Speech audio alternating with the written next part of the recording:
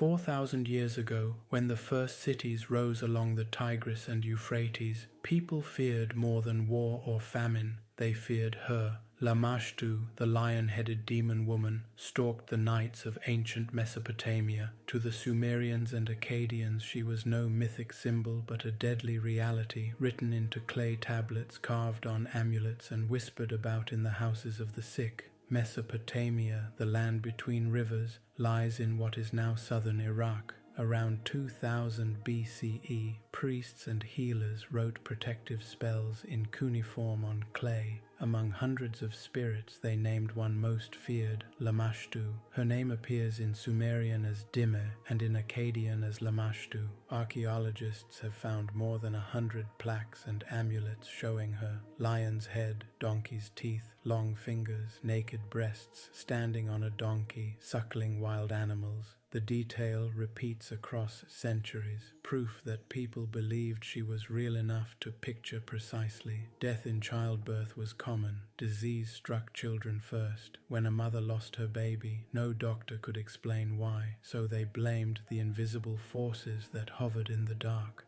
Lamashtu was said to slip through windows, drink the blood of infants, and steal their breath. Texts from the Library of Nineveh describe her crimes. She comes up from the marshes, she touches the mother's womb, she snatches the child from the arms. Because of her, women tied protective strings of red wool around their wrists. Fathers placed amulets under pillows. Priests recited incantations at the threshold to bar her from entering. The Mesopotamians were practical. They did not only tell stories, they fought back with ritual. Each tablet includes precise instructions. Form a clay figure of Lamashtu, offer bread and water to it, speak the incantation 7 times, carry the figure to the river and let it drift away. The purpose was symbolic. The evil would float away with the current. Amulets made of bronze or limestone were also used.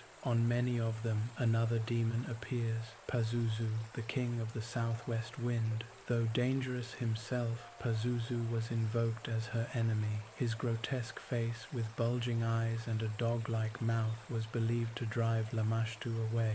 Thousands of years later, the same image inspired the film The Exorcist in 1973. That statue shown in the first scene, Pazuzu, comes from this very myth. To understand Lamashtu, imagine life in a mud brick house by the river around 1800 BCE. The night is thick with insects. The midwife sits beside the mother, whispering prayers. A small plaque of bronze hangs near the bed, showing a fierce animal-faced woman. Outside, reeds whisper in the wind. The family believes that if they stop praying, she will come. For them, faith and medicine were the same thing. The temple healers, called Ashipu, mixed herbs with words. When fever came, they burned incense and recited, "Lamashtu, daughter of Anu, may the great gods bind your hands." The phrase, daughter of Anu, tells us that Lamashtu was not a minor ghost. She was believed to be the daughter of Anu, the sky god himself, one of the oldest deities in the Mesopotamian pantheon. That made her unique, a goddess who turned against her divine family to harm humans on her own. Scholars think the story of Lamashtu began as a way to explain unexplainable deaths. In early Sumerian society, religion was not separate from medicine. If a child died suddenly, the family needed a reason and a cure. The myth provided both. Some researchers also see echoes of older, pre-Sumerian fertility spirits turned dark when life became more dangerous. Over time, she became a warning. Don't leave your baby unattended. Don't wander at night. Don't forget to thank the gods. The earliest textual reference appear in the Old Babylonian period, about 1900 to 1600 BCE. Later versions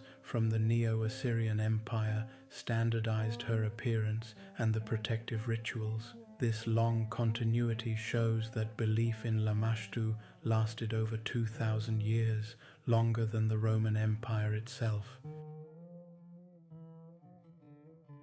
Picture a priest healer in the great city of Nineveh, 650 BCE. A messenger bursts into his house. My master's wife is screaming, the child will not breathe. The healer gathers his tools, herbs, a bowl of river water, a bronze amulet stamped with Pazuzu's head, and a small clay tablet covered in neat cuneiform lines. He enters the room. The air smells of oil and panic. He begins to chant, his voice low but steady. O Pazuzu, mighty wind, drive away the daughter of Anu. Bind Lamashtu, breaker of children.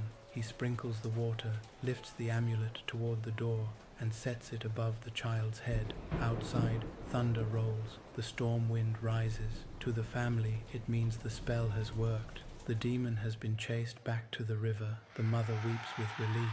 The healer writes the final line on a tablet. Lamashtu has gone out.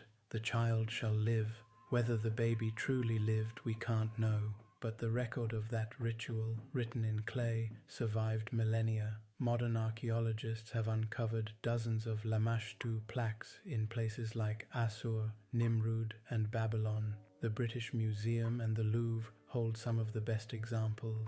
The plaques all show the same traits: lion's head, donkey's ears and teeth, long claws, standing on a donkey, nursing a piglet and a dog, surrounded by snakes and scorpions. These details are not fantasy. They repeat because they were copied from ritual templates. Each plaque is a piece of evidence that someone once believed enough to pay a craftsman to make protection from her. Unlike other spirits controlled by gods, Lamashtu acted alone. That made her unpredictable. She could not be prayed to, only fought. In a world where order was everything, she represented pure chaos, the failure of divine control. Because she targeted mothers and infants, she embodied the most intimate fear in human life, the loss of family. The Mesopotamians gave her a face so they could fight her. That act, naming the terror, became the beginning of science, of medicine, of ritual psychology. When later civilizations borrowed Mesopotamian stories, parts of Lamashtu's legend survived. Hebrew folklore mentions Lilith, a night spirit who harms infants, likely inspired by or parallel to Lamashtu. In Assyrian and later Aramaic incantation bowls from the 1st centuries CE, her name still appears. Even medieval texts on witchcraft echo her form. What began as a fear in a mud brick house became a myth carried for thousands of years. Today, scientists read her story not as superstition but as psychology. The belief in Lamashtu shows how ancient people tried to control what they could not explain. Every amulet, every spell is a record of love, the desperate wish of parents to keep their children alive. That is why Lamashtu is still worth remembering. She is not just a monster, she is a mirror of human fear and resilience. So, when you hear the wind at night, whispering through reeds, imagine the sound of clay tablets clinking in the dark. Imagine the healer's voice, 4,000 years old, saying once again, Lamashtu, daughter of Anu, return to the marshes. Leave this house. Let the child breathe.